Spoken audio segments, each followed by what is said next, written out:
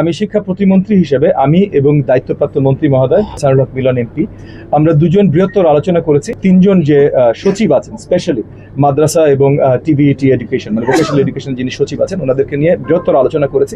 একই ধরনের কারিকুলামের আন্ডারে পার্থক্য থাকবে, কমি মাদ্রাসা কিছু ডিফারেন্স থাকবে, আলেয়া মাদ্রাসা কিছু ডিফারেন্স থাকবে, বাংলা মিডিয়াম কিছু ডিফারেন্স থাকবে, ইংলিশ মিডিয়াম কিছু ডিফারেন্স থাকবে, বাট ওভারঅল যে কারিকুলামের চাদর এইটা যেন সিমিলার হয় সব জায়গায়, সেটার জন্য আগামী বেশ কিছুদিন আমরা কাজ করব। এবং আমি আপনাদেরকে এশিওর করছি, কারণ আমি এবং মন্ত্রী মহোদয় মানে জনাব এহসানুল হক মিলন এমপি আমরা দুজন মিলে একটা জায়গায় সিদ্ধান্ত নিয়েছি যে কারিকুলামের আমব্রেলা পুরো বাংলাদেশে সিমিলার হইতে হবে।